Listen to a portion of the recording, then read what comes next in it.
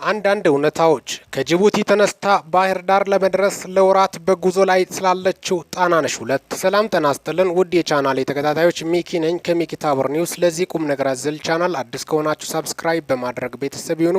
ይህንን ቪዲዮ ሲጨርሱ ላይክ፣ ሼር እና ኮሜንት በማድረግም ላልሰሙት እንዲዳረስ ያድርጉ። እስከ መጨረሻው እንድታደምጡኝ በትህትና ጠይቃለሁ። ከጅቡቲ ወደብ ተነስታ የየቢስ ጉዞ ከጀመረች ከ2 ወር በላይ ያስቆጠረችው ጣናነሽ 2 ጀልባ ከአንድ ወር በኋላ ባህር ዳር ከተማ ትደርሳለች ተብሎ እንደሚጠበቅ የኢትዮጵያ የባህር ትራንስፖርትና ሎጂስቲክስ ገለጸ። በተቋሙ የኮሚኒኬሽን ዳይሬክተር የሆኑት አቶ ደምሴ በንቲ ለሚዲያ እንደገለጹት ጀልባዋ ከጅቡቲ ወደብ የተነሳችው መጋቢት 30 2017 ዓ.ም ሲሆን ሰኔ 13 2017 ዓ.ም አዲስ አበባ ከተማ ደርሳለች።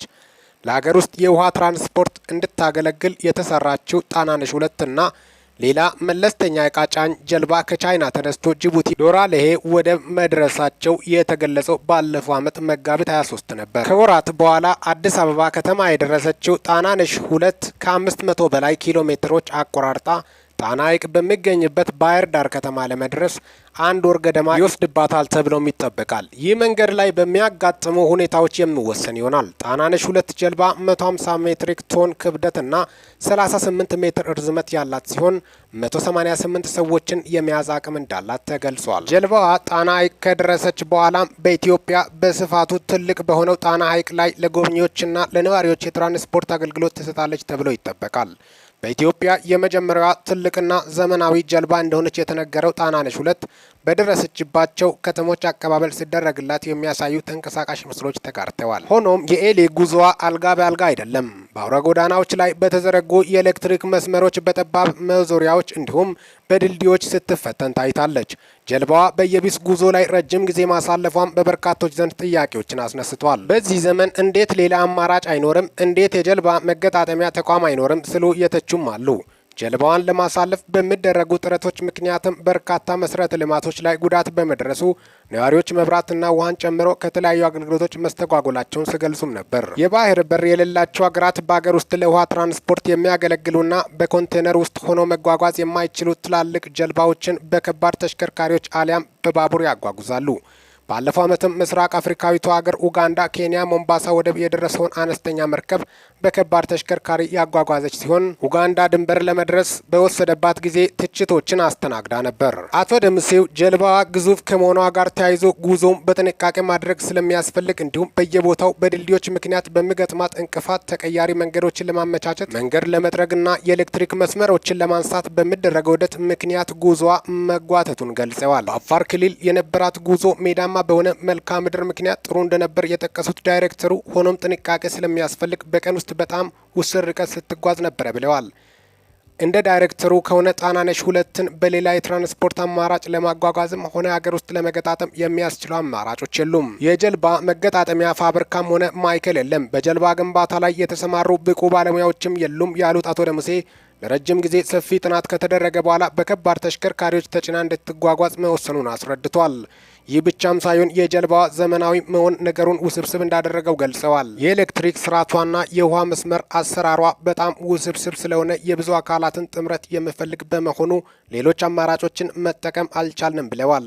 የጣናነሽ 2 ጉዞ በከፍተኛ የአገሪቱ አመራሮች በሚመራ ኮሚቴ ክትትል የሚደረግለት ሲሆን ደህንነቷን ለመጠበቅም በጸጥታ ኃይሎች ትታጀባለች። የፌዴራል ፖሊስና የመከላከያ አባላትን ጨምሮ የጸጥታ ኃይሎች፣ የትራፊክ ፖሊሶችና የኤሌክትሪክ ባለሙያዎች ከእርሷ ጋር እየቀደሙ በጉዞ ላይ ሊያጋጥሙ የሚችሉ እንቅፋቶችንም ያስወግዳሉ። በተለየ ሁኔታ የተለየ አደጋ ያጋጥማታል ብለን አናስብም። ለሀገራችን የመጀመሪያ የሆነች ዘመናዊ ጀልባ ናት። የትኛውም ዜጋ እንደሚጓጓው ሁሉ የስራ ኃላፊዎችን በብርታት እየሰሩ ነው ብለዋል ዳይሬክተሩ። አቶ ደምሴ ጣናነሽ 2 ስንት እንደወጣባት ከመግለጽ ቢቆጠቡም ግዢን ጨምሮ ለማጓጓዣና ሌሎች ወጪዎች ከፍተኛ መጠን ያለው ገንዘብ እንደሚወጣ ይታመናል። ከጅቡቲ ወደብ ተነስታ ባህር ዳር እስከምትደርስ ድረስም የጉዞ ደህንነቷ ዋስትናዋ ጉዳይም ከአጓጓዥ ድርጅቱ ጋር በተገባው ውል ውስጥ መካተቱን ዳይሬክተሩ ጠቁመዋል። ጣናነሽ 2 በጣና ሐይቅ ላይ ለጎብኚዎች፣ በደሴቶች ለሚኖሩ የአካባቢ ነዋሪዎች ምቹ የባህር ትራንስፖርት አገልግሎት በመስጠት በቱሪዝሙ ላይ ከፍተኛ አስተዋጽኦ ታደርጋለች ተብሎ ይታመናል። ጣና ሐይቅ በውስጡ 37 ደሴቶችን የያዘ ሲሆን ከ15000 በላይ ሰዎች እንደሚኖሩበት ይገመታል። በደሴቶቹ ውስጥም ገዳማት እንዲሁም የተለያዩ ተፈጥሯዊና ታሪካዊ የቱሪስት መስህቦች ይገኛሉ። እስካሁን በሐይቁ ላይ የትራንስፖርት አገልግሎት እየሰጠች ያለችው ለሰው ለእንስሳትና ለእቃ ማጓጓዣነት የምታገለግለው እድሜ ጠገቧ ጣናነሽ አንድ ጀልባ ናት። ጀልባዋ ጣሊያኖች ኢትዮጵያን በወረሩበት ወቅት ካስገቧቸውና በኋላም ጥሏቸው ከወጡ 3 ጀልባዎች መካከል አንዷ እንደሆነች ይነገራል። አቶ ደምሴ እንዳሉት አሁን በጉዞ ላይ ያለችው ግዙፍ ጀልባ ጣናነሽ 2 የሚል ስያሜ ያገኘችው በሐይቁ ላይ እያገለገለች ካለችው ጥንታዊ ጀልባ ቀጥሎ አገልግሎት የምትሰጥ ሁለተኛዋ ጀልባ በመሆኗ ነው። በቀጣይም እንደ ታላቁ ህዳሴ ግድብ፣ አባያና ባሮ ባሉ ለውሃ ትራንስፖርት አመቺ በሆኑ ቦታዎች ሁሉ የጀልባ ትራንስፖርትን ለማዘመንና ለማሳደግ መታቀዱንም ዳይሬክተሩ ጨምረው ገልጸዋል። አጠቃላይ እንግዲህ ጣናነሽ 2 በደረሰችበት ስፍራ በርካቶቹ ደማቅ አቀባበል ሲያደርጉላት የነበረች ጀልባ ነች። ጣናነሽ 1 እንደምታወቀው በባህር ዳር ሐይቅ ላይ የምትገኝ ስትሆንም አገልግሎት እየሰጠች ያለችው በጣሊያን ጊዜ ጣሊያኖች ጥሏት የሄዱት ጀልባ እንደሆነች ጭምርም ነው። ጣናነሽ 1 ተብላ የተሰየመችው ችኛዋ ደግሞ ጣናነሽ 2 ነች። ከጅቡቲ ተነስታ እንግዲህ እንደዚህ ተጭና የመጣችው ኢትዮጵያ ውስጥ መገጣጠሚያ ወይም እንደሌለ ጭምርም ነው። ከዛም የተነሳ እንደሆነም ነው መረጃዎች የወጡት። በከፍተኛ የመንግስት ጸጥታ ኃይሎች ታጀባ ስትመጣም በየስፍራው በደረሰችበት ስፍራ ደማቅ አቀባበል ሲደረግላትም ነው። ጀልባ እንግዲህ ለመዝናኛ በጣም ዘመናዊና በጣም ቅንጡ ከሚባሉት ጀልባ ውስጥ እንደምትመደብ ጭምርም ነው ይቺ ጀልባ ማለትም ነው። ወጪ እስካሁን ድረስ የተገለጸ ነገር የለም። ለትራንስፖርት ብቻ ራሱ የወጣው ወጪ በጣም ከፍተኛ እንደሆነ ጨምረም ነው። ወራትን የፈጀ ነው። እንግዲህ ጉዞ በጣም አጠቃላይ ወደ 3 ወር ከዛም በላይ ሊሄድም እንደሚችልም ነው። ከዚህ ከአዲስ አበባ ወደ ባህር ዳር ራሱ ለመድረስ 1 ወር ጊዜ እንደሚፈጅባትም ነው። ይህ ማለት ምን ያህል ትዕግስት እንደሚያስጨርስ በጣም እልህ አስጨራሽ ጉዞ እንደሆነ ጭምርም ነው በርካቶቹም እየገለጹ ያሉት። ጸጥታ ኃይሎቹም ደከመን ሰለቸን ሳይሉ ከስር ተቀምጦም አብሮ እንደሚሄዱ ጭምርም ነው። በጣም ዋጋ አስከፍላ የመጣች ጀልባ እንደሆነች ጭምርም ነው በርካቶቹም እየገለጹ ያሉት። ጣናነሽ 2 እንግዲህ በቅርቡ ባህር ዳር ስትገባ ደማቅ አቀባበል እንደሚደረግላት በርካቶችም ተስፋቸውን ጥሎ እንደሚገኙ ጭምርም ነው።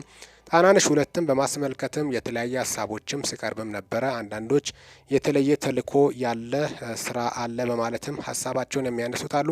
ሌሎች ደግሞ አይ ለመዝናኛ ነው ለሀገሪቷ እድገትም ነው በማለትም ነው።